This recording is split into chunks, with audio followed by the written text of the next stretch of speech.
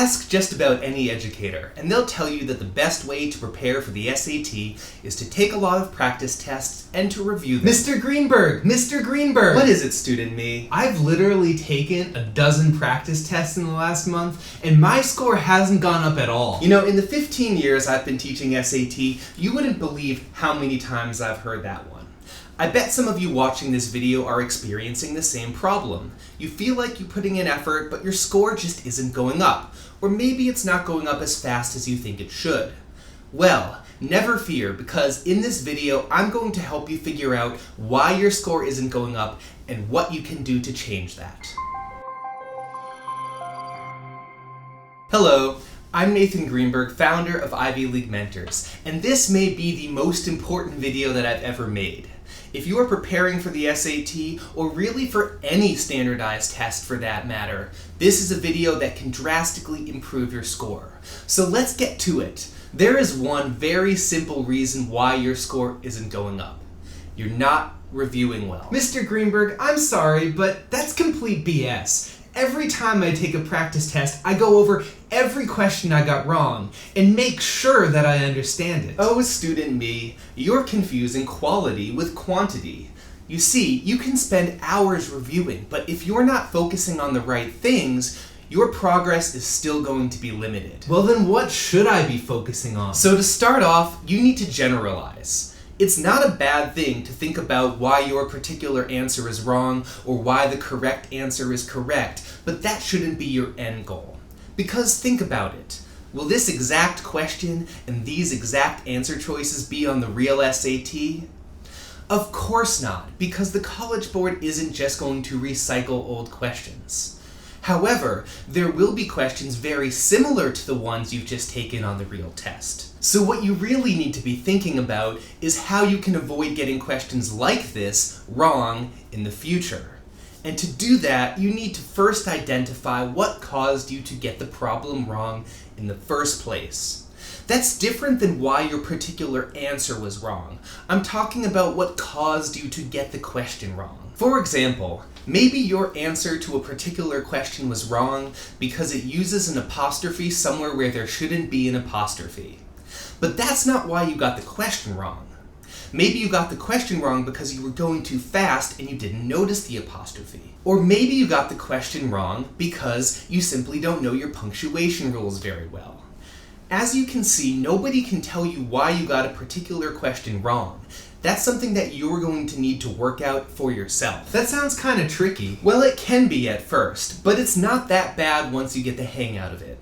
Let's review a few of the problems that you got wrong on your latest practice test to demonstrate how it works. Let's start with this one right here.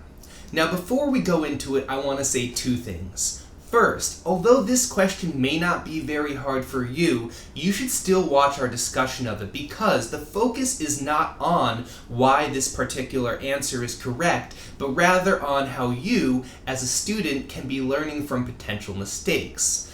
The second point I want to mention is that if you have not yet solved this question, you may want to pause the video right now to give yourself a chance to work through it before we talk about it. Now let's begin. Now student me, you picked D, but the correct answer is A. Can you tell me a little more about the process that you used to solve this question? Well, to start, I read the sentence and I looked for clues, and I used them to predict a word that would go in the blank, just like you taught me to do in your vocab and context question video. Good.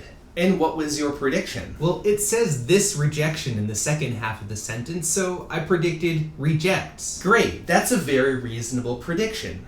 But then why did you pick answer D? Doesn't it mean rejects? No, I'm afraid it doesn't. To recant something is to take it back, like a statement that you've made or a belief that you once held. Actually, A, repudiate, that's the word that means to reject something. Okay, so I got it wrong because I didn't know the words. Right. And if I had to generalize a little further, I'd say you got this question wrong because your vocabulary is weak. So what do you need to do if you want to avoid getting questions like this wrong on the real test? I guess that means I need to work on building my vocab. Exactly. Now let's take a look at another example. For those of you watching and following along at home, I encourage you to pause the video and try to work out the question for yourself before we solve it together.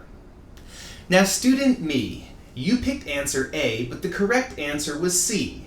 Can you tell me a little bit more about the process that you used to solve this question? I still don't understand how I got this one wrong. I mean, everything it says in answer A is literally true according to the table. Oh, student me, I can already tell you why you got the question wrong. It's because you didn't read it. Isn't it just asking me for information that matches the table? Not exactly. It's asking you to complete the example with information from the table. And to do that, you need to first read the example. Let's read it together right now. In fact, so many films and associated records for this era have been lost that counts of those 4 figures output should be taken as bare minimums rather than totals. It is entirely possible, for example, that. So as you can see, this is an example of the idea that the numbers in the table might be minimums. It is therefore entirely possible that the number could actually be higher. And so we are looking for an answer choice that provides higher numbers than those listed in the table. And that answer is C. So, student me, what caused you to get this question wrong? Well, like you said, I guess I didn't read the question carefully enough. Exactly. And if you want to get a question like this correct on the real test, what do you think you need to do? Guess I need to remember to read every question carefully. Perfect. But let's push a little bit deeper and ask another question. Why didn't you read the question carefully originally? Were you just being lazy or what? Yeah, maybe a little, but I was also running short on time, so I guess I was kind of in a rush. Fair enough. So that means in order to answer a question like this correctly on the test, you may also need to work on your time management skills so that you have time to read the questions carefully.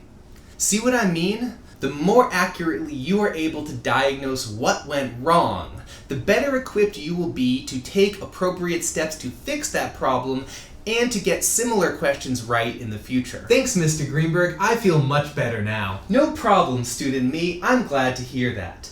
And to those of you watching at home, I hope you found this video helpful too. If you did, please remember to like, comment, and subscribe. Thanks for watching, and good luck on the test.